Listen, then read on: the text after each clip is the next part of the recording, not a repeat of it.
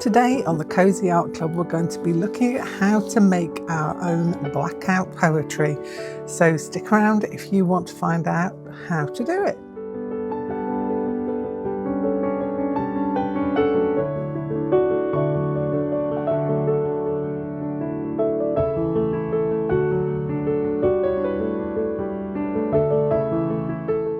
Hello and welcome to a cozy corner of YouTube. It is cozy, it is kooky, it's the art club.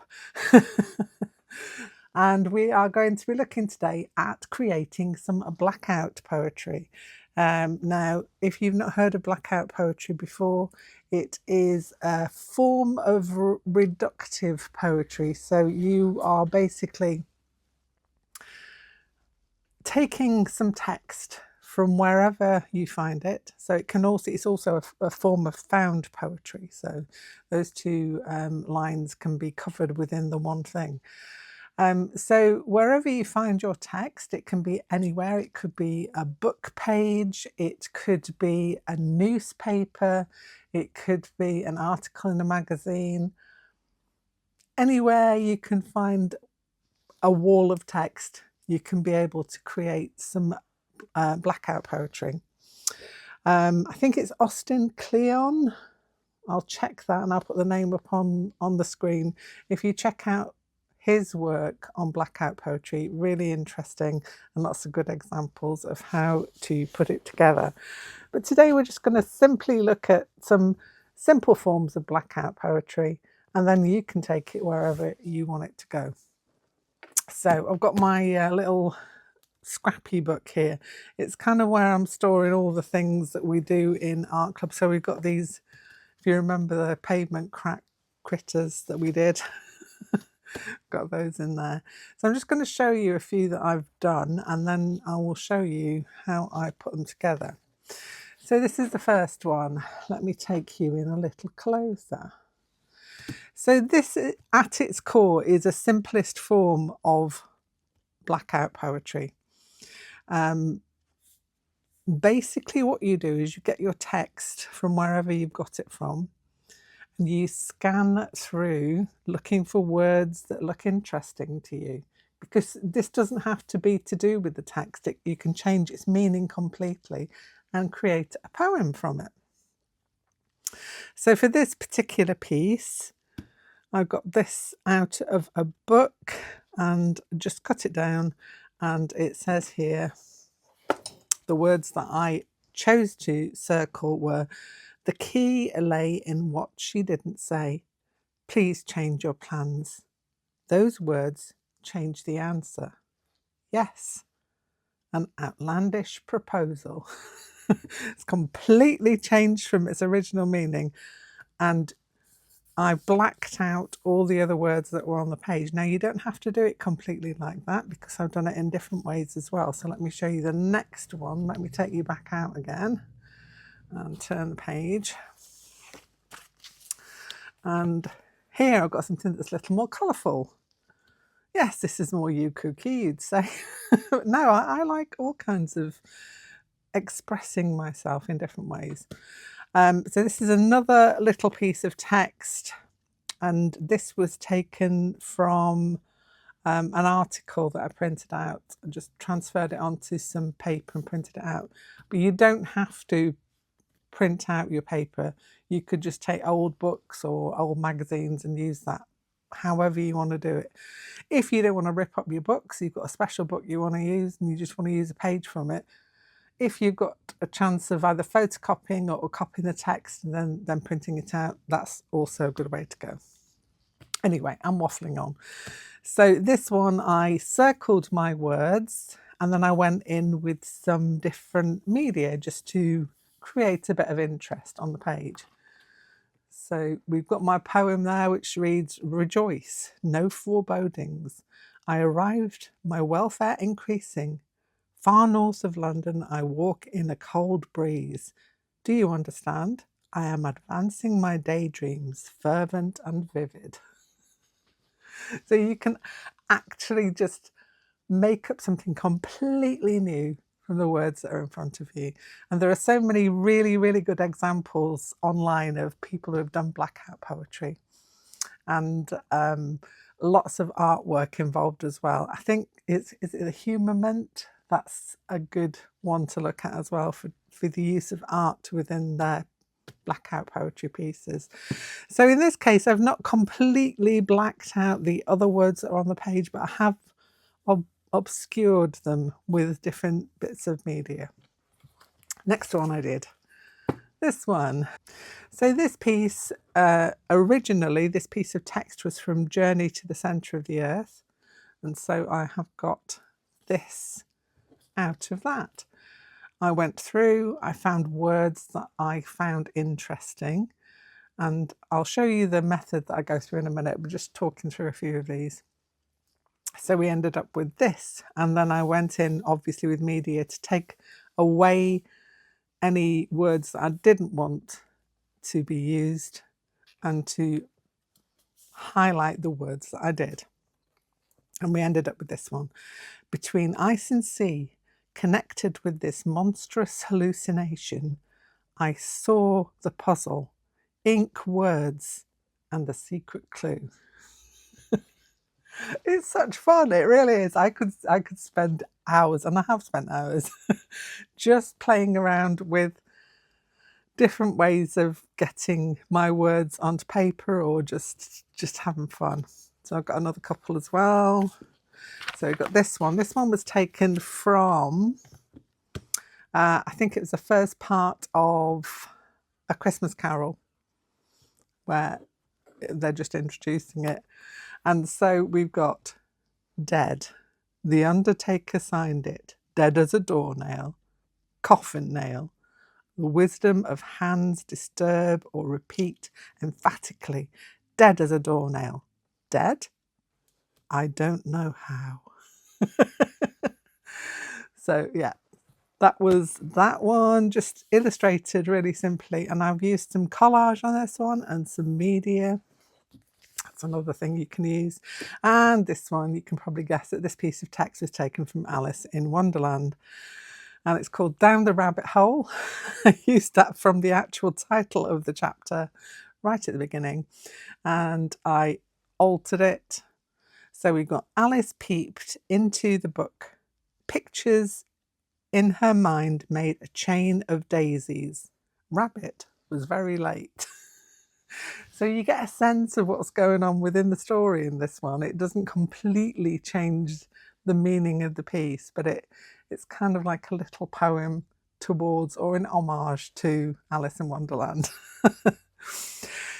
So that's it. That's what we've got so far. So now I'm going to take you through some of the process. And I have got some printed papers and some pages from books to use.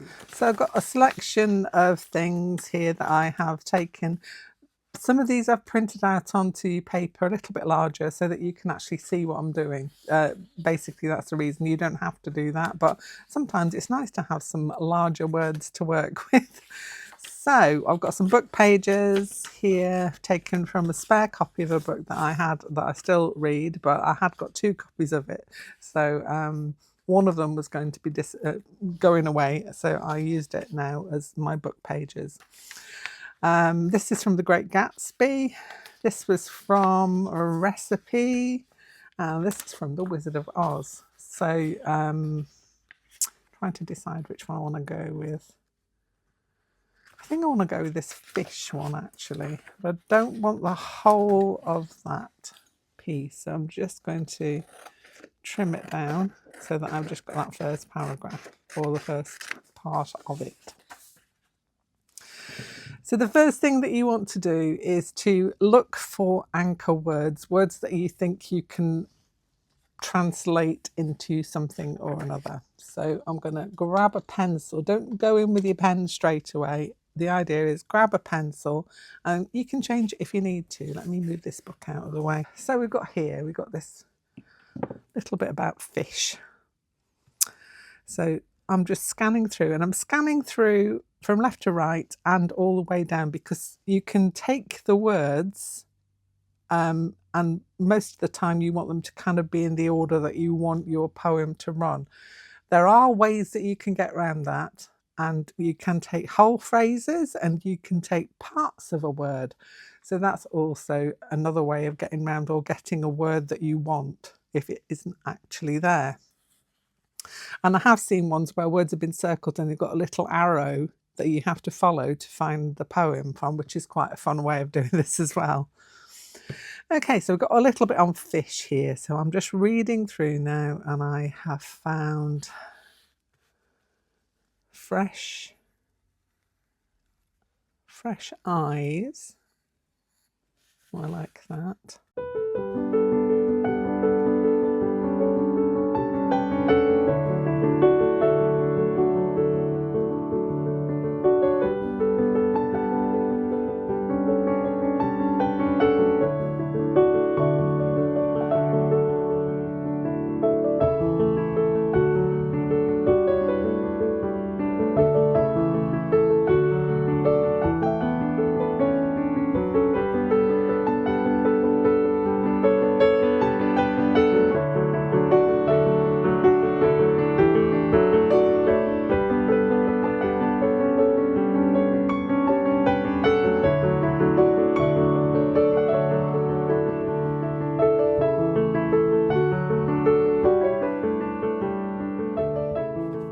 So I have circled all the words I would like to use. You can also just note them down if you want to, but I circled them in pencil so they're easy to get rid of. And now I'm going to make them quite clear on the page by going in with a pen around them. So I should grab my thicker pen, hopefully, she said. No, that's a thinner pen. I need a thicker pen. Okay, so we've got fresh.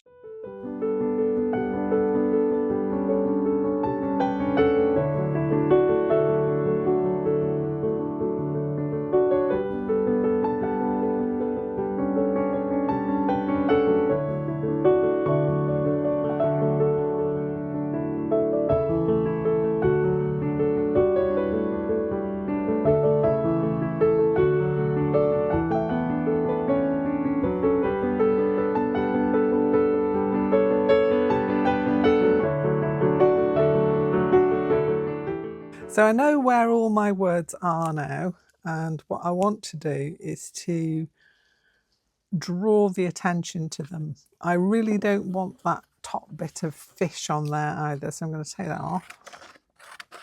And I'm just left with the words there. Trim it down the sides as well. You do this however you want to. I'll straighten that up a little bit. I went off on a wonk. I'm just making it even more wonky, just taking chunks out of it. But we don't worry about that, no. So what I'm going to do now with my pens, I'm going to decorate this up in the spaces. So I'm going to do it some fish, because why not? Okay, so I'm going to come in here with a fishy. He's going to be there. And his tail is going to come up there. I'm just drawing a random fish from memory. It's not an exact it's not an exact fish, because I'm just making it up as I go along. And why not? Give him some little bottom fins here. I'm going to draw him a little eye. So although I've chosen to highlight words that are nothing to do with fish, I'm going to have fish as an homage to the actual piece. And this bit can be quite fun. You're just doodling, just drawing a few things in. I'm going to finish that off and get some lines going up there. I could have another little fishy coming down here. And a flowing tail that goes down there. So just be careful not to go over the words that you've circled.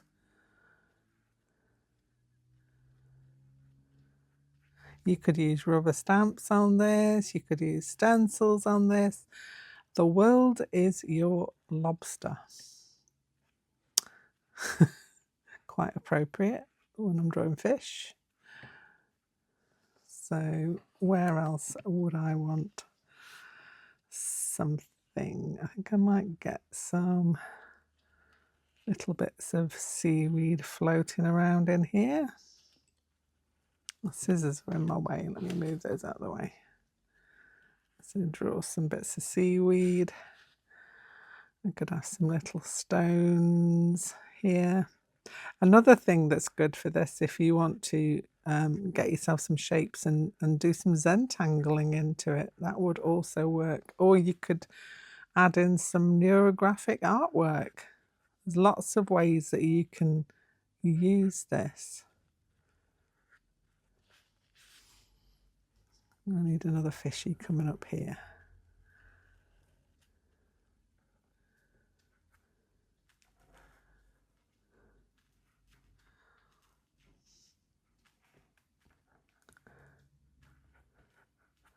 And this is kind of leading into a little bit of what I'm going to be doing in April. This is something I have done many times, not always completed, but I think I've completed it probably about 3 or 4 times. And it's NaPoWriMo. Now, NaPoWriMo is the National Poetry Writing Month, and that's what it's short for. And I'll put that up on the screen. And if you want to look into it, it's where you have some prompts daily if you want to use them, or you could just work with your own prompts to create a poem a day. Now, the poem could be whatever you want it to be, or you could just follow along with the prompts and create something to go with those. And I have got a little site where my poems are stored, which I'll probably link in the description below if you're interested in having a look at some of them.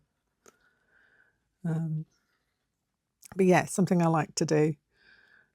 I always find that when I am writing some kind of poetry, it feeds into the other things I'm doing. So my artwork is affected also. And my artwork affects my poetry. So you can use these things as tools for you to expand your knowledge of things. Or oh, those are my stones, aren't they? Maybe I should just fill those in so that they don't get confused with the actual words. So yeah, NaPoWriMo, 30 days in April. So that leaves you with 30 poems. You have a whole selection of poems at the end of the month. So now I've got a little picture, I have my words, and I want to eradicate these words as much as possible. Now I could just simply get a marker and move them completely. I could paint around it all, which would be another option.